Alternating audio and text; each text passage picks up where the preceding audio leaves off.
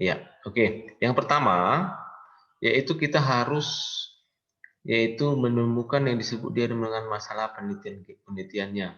Apa yang mau kita telitikan itu hari pertama menyangkut ada masalah, ya. Oke. Masalah artinya sebagai persoalan pokok yang ingin dijawab melalui satu penelitian. Jadi ada satu masalah yang mau kita selesaikan, ya. Mau kita selesaikan masalah tersebut dengan penelitian. Jadi khusus bidang geografi, misalnya ada permasalahan geosfer, ya apakah itu banjir, apakah itu tanah longsor, apakah itu urbanisasi, itu harus diselesaikan oleh penelitian melalui nanti karya ilmiahnya, ya. Jadi intinya permasalahan itu dia adalah sebagai persoalan pokok. Intinya itu adalah sebagai persoalan pokok dalam penelitian. Oke, masalah artinya adalah kesenjangan. Ada kesenjangan, ya. Ada kesenjangan antara ini dia adanya kesenjangan antara yang harus terjadi, ya kata kuncinya harus terjadi dengan yang sebenarnya terjadi. Jadi ada harapan dengan kenyataan, ya. Berbeda dia antara harapan dengan kenyataan. Jadi kalau dia harapannya A, tapi kenyataannya B, itu adalah permasalahan, ya. Sama seperti kita belajar daring ini ya. Belajar daring ini kita harapannya semua siswa itu aktif dalam belajar daring melalui aplikasi Zoom, tapi ternyata hanya sebagian yang aktif, ya. Permasalahan pokok yang dulunya adalah ketidakadaan paket, ya. Ternyata setelah diberikan paket oleh pemerintah itu juga nggak bisa. Jadi ini jadi permasalahan bagaimana kita menyelesaikannya. Yang menyelesaikannya adalah tentu dengan studi penelitian, ya. Oke, itu dia menjadi masalah. Jadi artinya permasalahan itu adalah kesenjangan antara yang harapan dengan kenyataan. Jadi di sini kalimat yang dibilang kesenjangan antara seharusnya terjadi dengan sebenarnya terjadi. Boleh juga kalimatnya. Oke ya. Jadi kesimpulannya adalah yang menjadi masalah adalah apa yang menjadi penyebab. Ya, jadi apa yang menjadi penyebab? Kata kunci di sini, apa yang menjadi penyebab? Ya, penyebab timbulnya kesenjangan antara eh, penyebab timbulnya kesenjangan tersebut. Di kesimpulannya, yang mau jadi dibahas di sini setelah kita mendapatkan masalah, jadi apa yang menjadi penyebab kesenjangan itu terjadi? Ya, kesenjangan terjadi antara satu permasalahan dengan permasalahan yang timbul tersebut.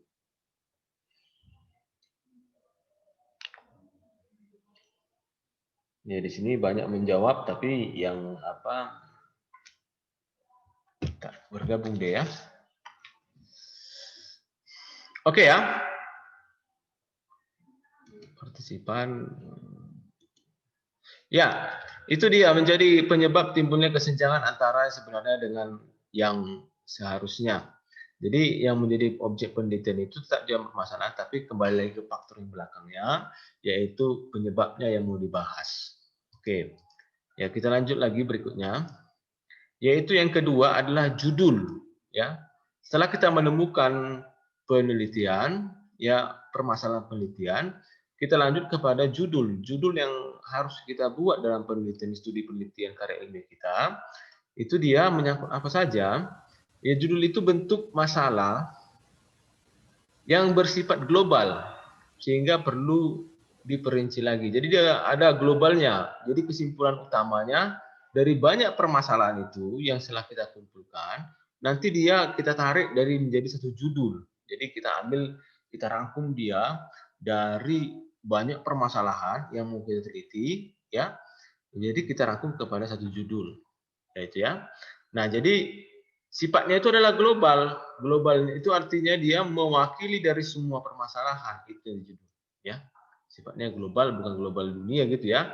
Mengglobal dari rangkuman semua permasalahan menjadi satu inti utama, itulah yang disebut dia dengan judul. Ya. Oh, ya. Sebentar anak kami ya. Sebentar ini ada perlu nih ya. Nanti jangan dimatikan. Ya, Pak. Ya. Nanti sama guru sama dia ya. Oh, ya.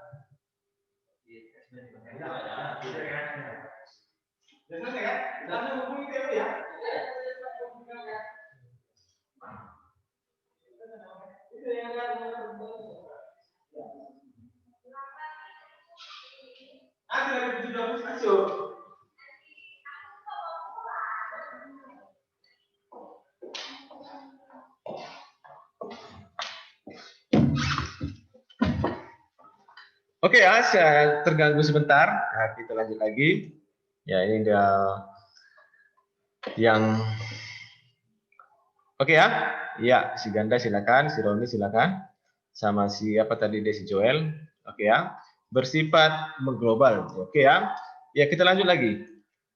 Ya, Jadi Pak. ya, beberapa petunjuk yang diperlukan untuk menentukan judul penelitian. Ada petunjuk beberapa kita supaya judul penelitian kita itu supaya bisa diapakan. Yang pertama, ya sebenarnya dilaksanakan dengan baik, yaitu dalam penelitian itu. Yang pertama ada yang disebutnya keterjangkauan. Jadi judul itu dia bisa menjangkau seluruh daripada permasalahan. Jadi jangan lagi dia melebar kemana-kemana gitu dia dalam penelitian. Jadi judul itu dia bisa terjangkau pemikiran daripada seorang yang melaksanakan penelitian. Yang kedua, judul itu harus dia ada ketersediaan data. Ibaratnya nanti kita pelajari data primer, data sekunder.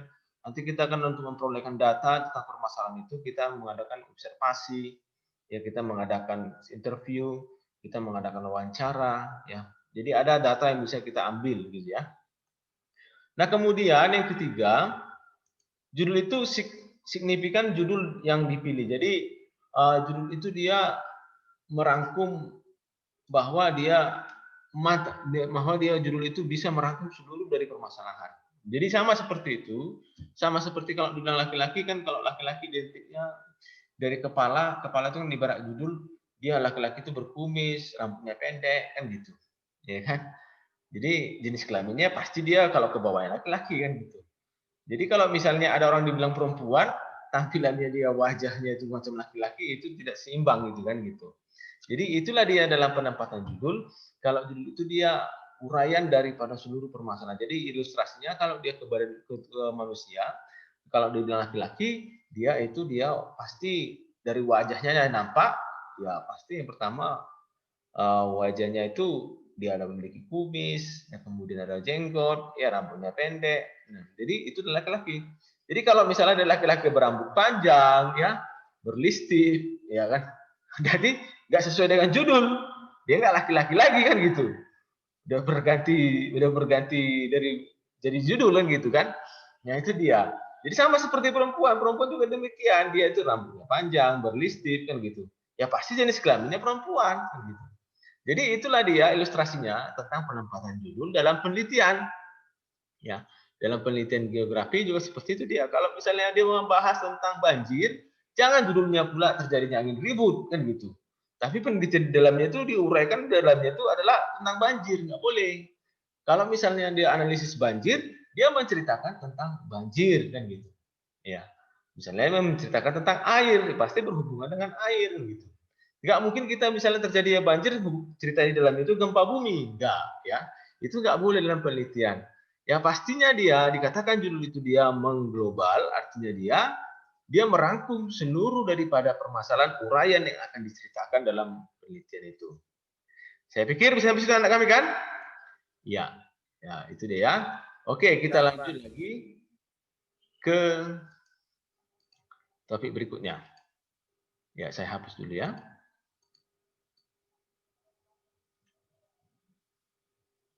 Ya, oke ya. Nah, kemudian hipotesis. Hipotesis itu dia kalau dalam bahasa ilmiah dibilang itu adalah dugaan sementara.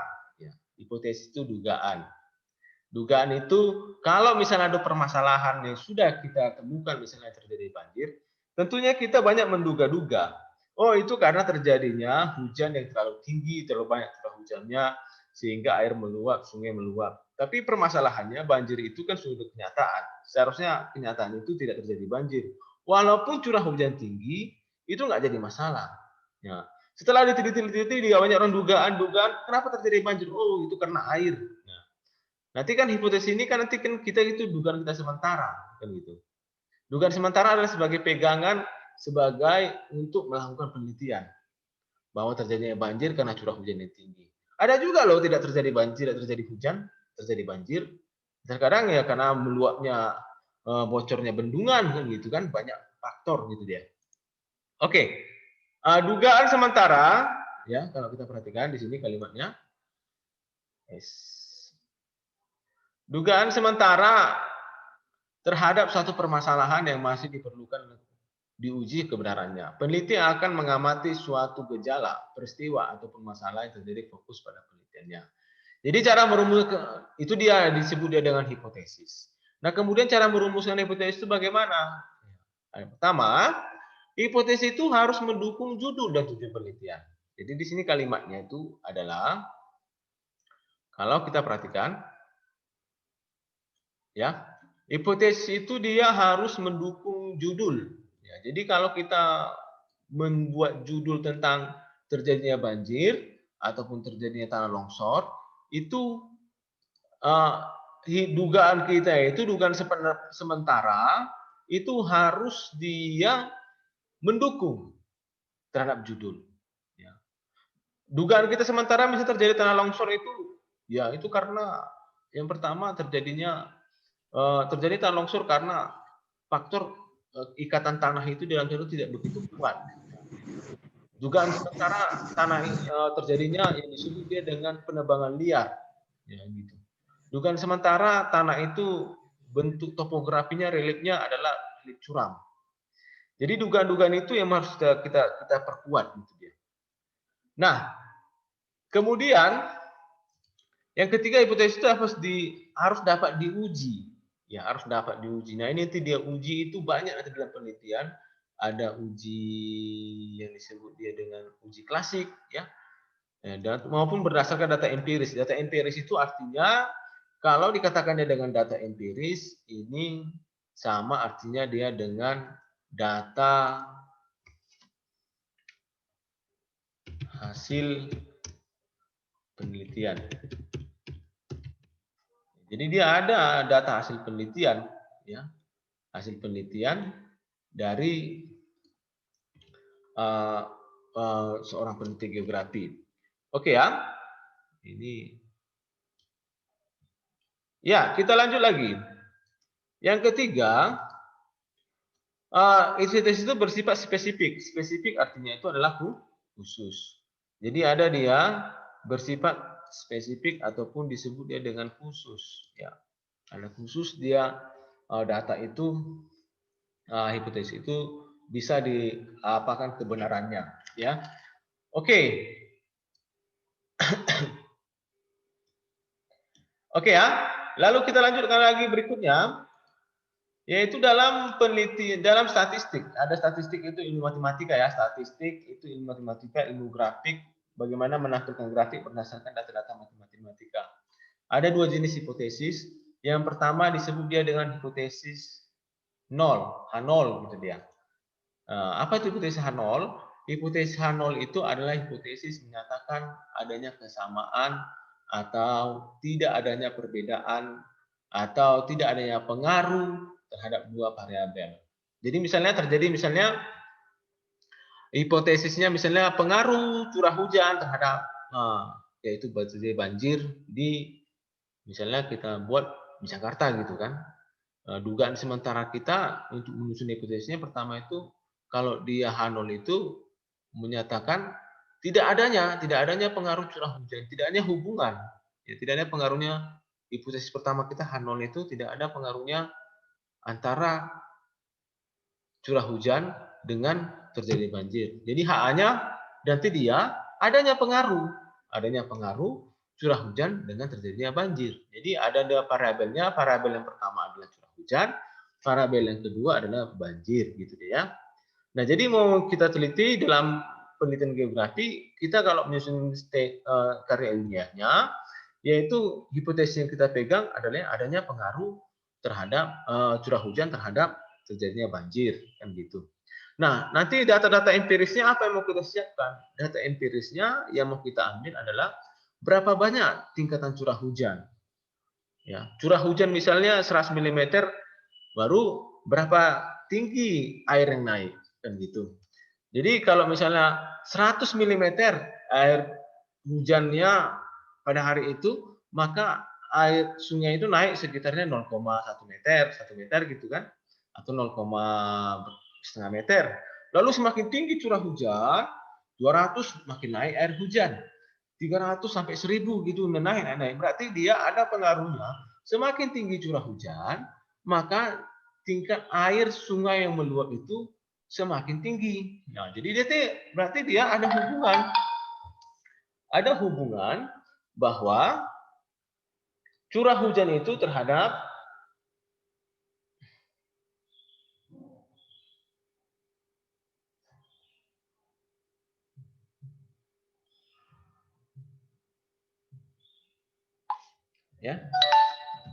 terhadap terjadinya banjir. Itu disebut dia dengan ada. Tapi yang pastinya kalau dalam penelitian ini dia menyatakan adanya pengaruh, ya, adanya perbedaan, ya, adanya kesamaan, itu dia. Nah, jadi kalau dalam penelitian misalnya penelitian yang model apa, adanya misalnya pembuatan pupuk gitu, pupuk kepada tanaman.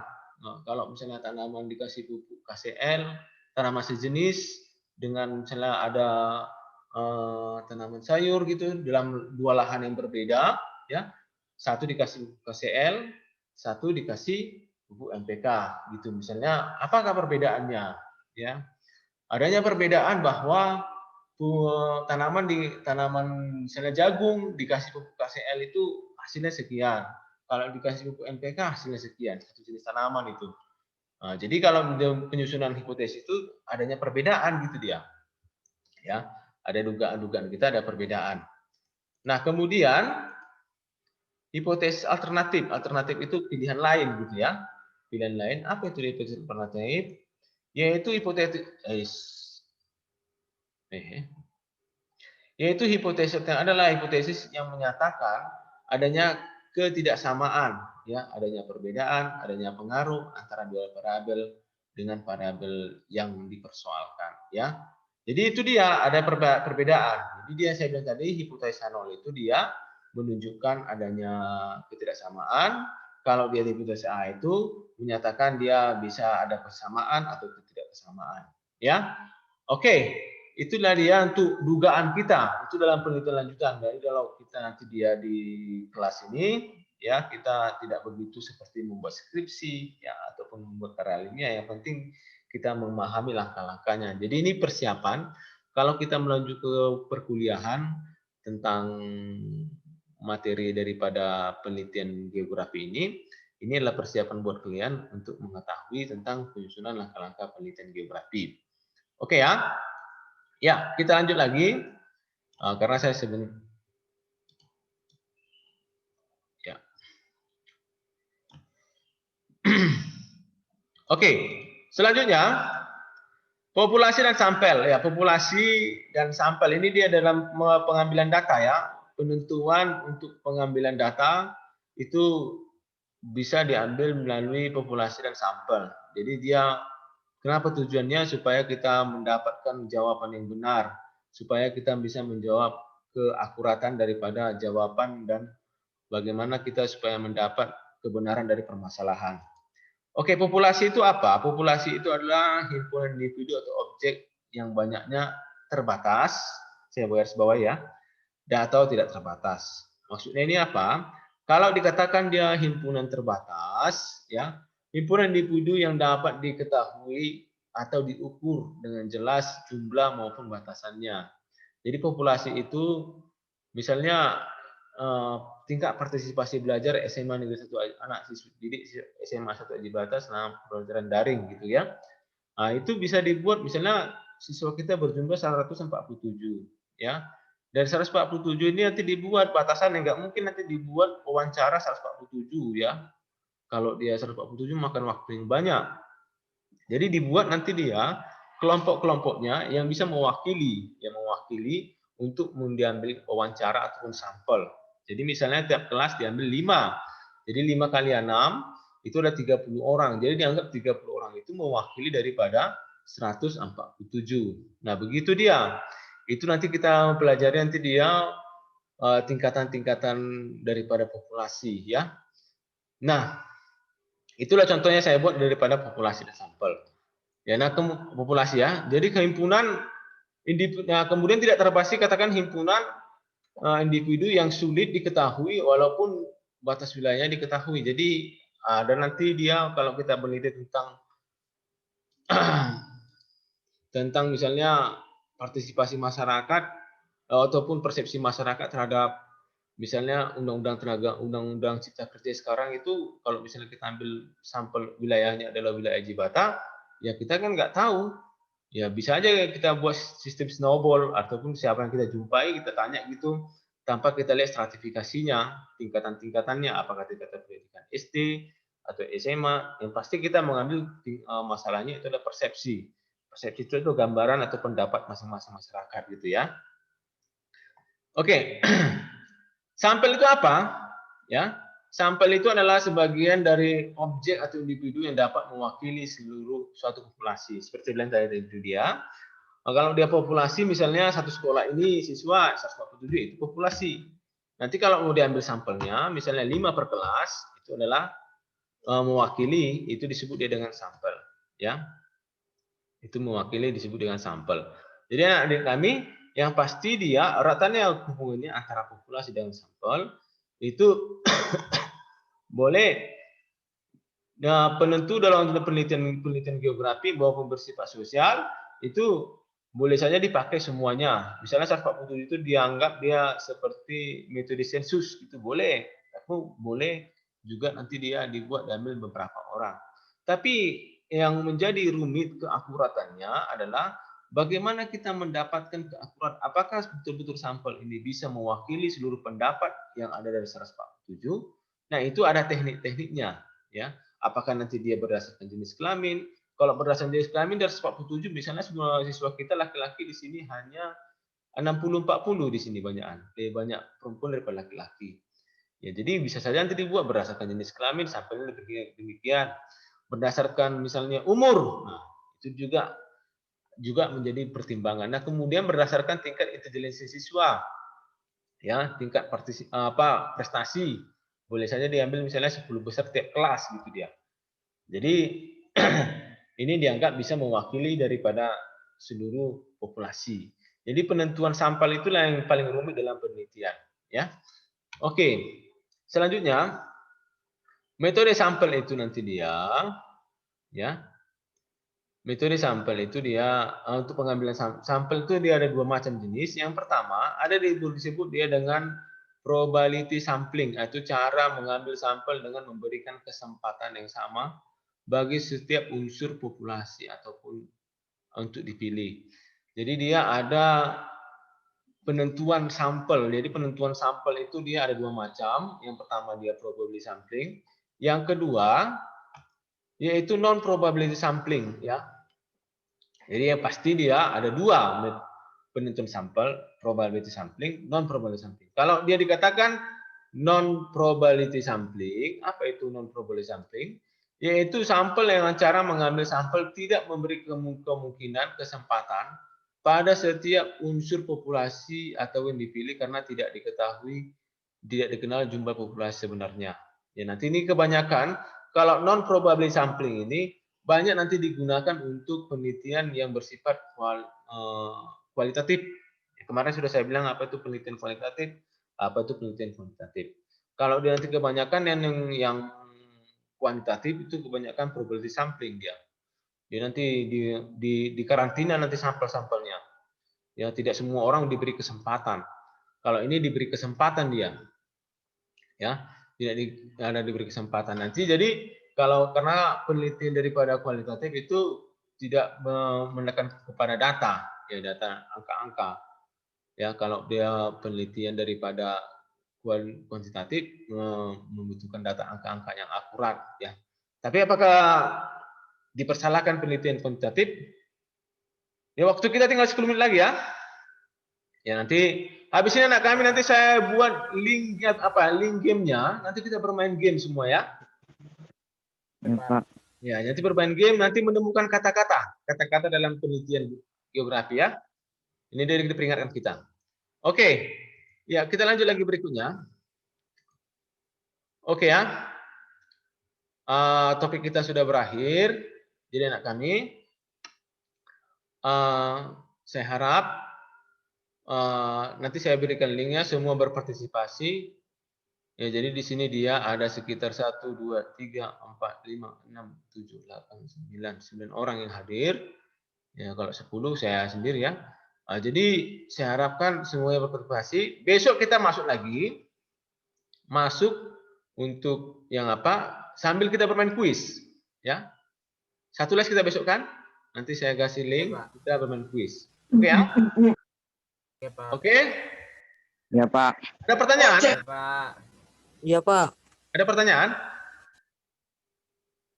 Tidak. Oke ya? Oke, saya akhiri pembicaraan kita ini. Ya, selamat pagi semuanya. Nanti lihat grupnya ya, grup WA. Nanti saya bagikan situ link untuk bermain game. Temukan kata-kata istilah dalam penelitian geografi ya.